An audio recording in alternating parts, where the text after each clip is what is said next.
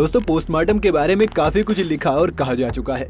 फिल्मों से लेकर क्राइम पेट्रोल और सीआईडी जैसे थ्रिलर टीवी शोज में इसका जिक्र तो लगभग आ ही जाता है। पर क्या आपने कभी सोचा है कि असल में पोस्टमार्टम किया कैसे जाता है? अगर आप भी जानना चाहते हैं तो वीडियो को अंत तक जरूर देखिए, क्योंकि आज हम आपको पोस्टमार्टम की पूरी प्रक्रिया को समझाने वाले हैं। पोस्टमार्टम करने में काफी परेशानियां हैं, जैसे कि हर बार आपको शरीर सही रूप में नहीं मिलेगा। हो सकता है जिस डेड बॉडी का पोस्टमार्टम किया जा रहा है उसकी मौत किसी भयानक एक्सीडेंट से हुई हो, जिस वजह से शरीर को जोड़ना और उसे अच्छी तरह से एनालाइज करना काफी मुश्किल हो सकता है। और अभी के लिए हम ये मानकर चलते हैं कि एक नॉर्मल शरीर का पोस्टमार्टम किया जा रहा है। पोस्टमार्टम करने का मुख्य कारण मौत की वजह को जानना है, और हर पोस्टमार्टम के रिजल्ट में इनमें से कोई एक रिजल्ट निकलता है। या तो मौत नेचुरल थी, या होमोसाइड, या थी हत्या। मौत एक्सीडेंट या सुसाइड भी हो सकती है, या फिर अगर बॉडी को पूरी तरह एनालाइज करने पर भी समझ ना आए तो मौत के कारण को अनडिटरमाइंड घोषित कर दिया जाता है। पोस्टमार्टम ज्यादातर मौत के 2-3 दिन के अंदर हो जाना चाहिए, वरना उसके बाद बॉडी डिकम्पोज होने लग जाती है और उस पर ऑपरेट करना और ज्यादा मुश्किल हो जाता है। पोस्टमार्टम के लिए कोई भी शरीर जब आता है तो सबसे पहले उसका एक्सटर्नल एग्जामिनेशन किया जाता है। एक्सटर्नल एग्जामिनेशन में सबसे पहले जिस हालत में शरीर आया है उसी हालत में शरीर की तस्वीर खींची जाती है, ताकि बाद में शुरुआती घाव का रिकॉर्ड रखा जा सके। इसके साथ ही शरीर पर बने सभी टैटूज और मार्क्स को भी रिपोर्ट में लिखा जाता है। इसके बाद ब्लड और नाखूनों के सैंपल लिए जाते हैं और उन्हें जांच के लिए आगे भेज दिया जाता है। ब्लड के साथ साथ आपकी आंखों के लिक्विड को भी जांच के लिए भेजा जाता है। इन दोनों ही चीजों से आपके शरीर में अल्कोहल लेवल और ड्रग्स होने का पता चल सकता है, जिससे जांच थोड़ी आसान हो जाती है। इनके साथ साथ आपकी सारी फिंगरप्रिंट्स को भी अलग से रिकॉर्ड करके रखा जाता है। अगर बॉडी ज्यादा डिकम्पोज हो गई है और फिंगरप्रिंट्स लेना मुश्किल है तो एक डॉक्टर आपके हाथ से स्किन को इस तरह से निकाल देगा कि वो एक ग्लव की तरह पहनी जा सके, और उसके बाद वो उसे पहनकर आपके फिंगरप्रिंट्स ले लेगा। आपको ये तरीका भले ही अटपटा लगेगा, लेकिन हमें ये नहीं भूलना चाहिए कि ये सभी ट्रेंड प्रोफेशनल्स हैं जो सिर्फ अपना काम करने की कोशिश कर रहे हैं। एक्सटर्नल एग्जामिनेशन में इसके साथ साथ बालों का भी सैंपल लिया जाता है और आखिर में एक एक्सरे होता है। एक्सरे से काफी चीजें मालूम पड़ सकती हैं, जैसे कि अगर किसी को गोली लगी थी तो गन पाउडर सबसे ज्यादा कहाँ इकट्ठा हुआ है, अगर कोई हड्डी टूटी है तो उस पर जो कट है वो क्या किसी हथियार से बनाया गया है या नेचुरल है। इसके बाद शरीर से उनके कपड़े निकालकर उसे पूरी तरह निर्वस्त्र कर दिया जाता है और उसकी पीठ के पीछे एक रबर या वुडन ब्लॉक लगाकर उसके शरीर को छाती से ऊपर उठाया जाता है। अब अगर ये किसी मर्द का शरीर है तो उस पर वाई शेप में कट लगाए जाएंगे और औरतों के लिए यू शेप में।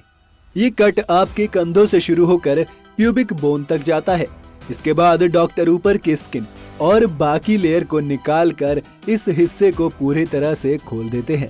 इसके बाद शरीर के लार्नेक्स, फूड पाइप और आर्टरीज को अलग निकाल दिया जाता है। इसके बाद रिब केज तक हम पहुंच जाते हैं, जिसे निकालने के बाद हार्ट और लंग्स जैसे शरीर के पार्ट्स तक पहुंचना आसान हो जाता है और धीरे धीरे करके हार्ट, स्मॉल इंटेस्टाइन, पेट और सभी जरूरी ऑर्गन्स को कट लगाकर शरीर से बाहर निकाल लिया जाता है। पूरी पोस्टमार्टम की प्रक्रिया के दौरान हाथों और पैरों को तब तक नहीं खोलकर देखा जाता जब तक कि वो बिल्कुल ही जरूरी ना हो। अब निकाले गए पार्ट्स का अच्छे से वजन तोला जाता है। ऐसा इसलिए क्योंकि कुछ बीमारियां इस तरह की होती हैं जिनमें ऐसे हिस्सों का वजन कम या ज्यादा हो जाता है। इसके बाद स्मॉल इंटेस्टाइन और पेट में खाने की मात्रा चेक की जाती है। इसी से ज्यादातर डॉक्टरों को ये अंदाजा लगता है कि इस शरीर की मौत कब हुई होगी। इसके बाद बाकी निकाले गए पार्ट्स के टिश्यूज के सैंपल्स को भी टेस्टिंग के लिए आगे भेज दिया जाता है। अब बारी आती है दिमाग की।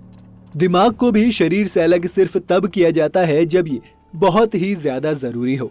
ऐसा होने पर रबर ब्लॉक को पीठ से हटाकर एक तकिए की तरह सर के पीछे रख दिया जाता है और शरीर के एक कान से दूसरे कान तक माथे पर एक बड़ा कट लगाया जाता है, जिससे ऊपर की स्किन उतर जाए। स्किन उतरने के बाद स्कल को भी खोला जाता है और ऐसा करने पर एक पॉप साउंड आती है। स्कल अलग होने के बाद सबसे पहले दिमाग को स्पाइनल कॉर्ड से अलग करके निकाल लिया जाता है। अब यहाँ इससे कुछ ब्रेन टिश्यूज की जांच की जाती है ताकि अल्जाइमर्स जैसी बीमारी के संकेतों को देखा जा सके। शरीर के बाकी पार्ट्स को भी डॉक्टर चाहे तो टॉक्सिकोलॉजी और क्रोमेटोग्राफी के लिए आगे भेज सकता है। ये ज्यादातर तब किया जाता है जब डॉक्टर को शक हो कि किसी इंसान को जहर देकर मारा गया है। सारे टेस्ट पूरे होने के बाद शरीर से निकाले गए अंगों के साथ क्या करना है वो डॉक्टर पर निर्भर करता है। ज्यादातर केसेस में सभी अंगों को वापस उनकी जगह पर लगाकर बॉडी को बेसबॉल स्टिचेस स्टाइल में वापस बंद कर दिया जाता है।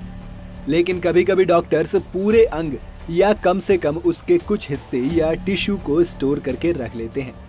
ऐसा तब किया जाता है जब मौत के पीछे के कारण स्पष्ट ना हो पाए या कोर्ट में कोई केस चल रहा हो, ताकि बाद में इन पार्ट्स को सबूत के तौर पर इस्तेमाल किया जा सके। इन पार्ट्स को स्टोर करते हुए खराब होने से बचाने के लिए फॉर्मेलिन नाम के एक स्पेशल प्रिजर्विंग लिक्विड में डुबाकर रखा जाता है।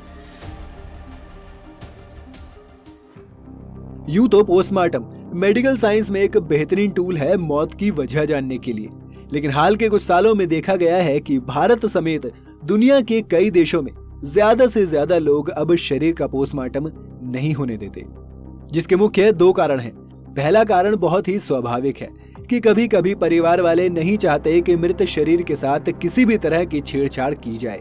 साथ ही पोस्टमार्टम की वजह से आगे होने वाले संस्कारों में भी देरी लगती है, और अगर किसी कोर्ट ने किसी शरीर के लिए पोस्टमार्टम का ऑर्डर नहीं दिया है तो परिवार के लोग ऐसी घड़ी में ये डिले और पोस्टमार्टम का खर्चा नहीं चाहते, जिस कारण पोस्टमार्टम दुनिया भर में अब कम पॉपुलर होते जा रहे हैं। इसकी दूसरी वजह है मेडिकल फ्रेटर्निटी के कुछ एक्सपर्ट्स ये मानते हैं कि पोस्टमार्टम अब एक पुराना प्रोसीजर हो चुका है और हाल के सालों में मेडिकल साइंस ने इतनी तरक्की तो कर ली है कि अब पोस्टमार्टम किए बगैर ही ज्यादातर मौत की वजह का पता लगाया जा सकता है, जिस वजह से ज्यादातर केसेस में इसकी कोई जरूरत नहीं है।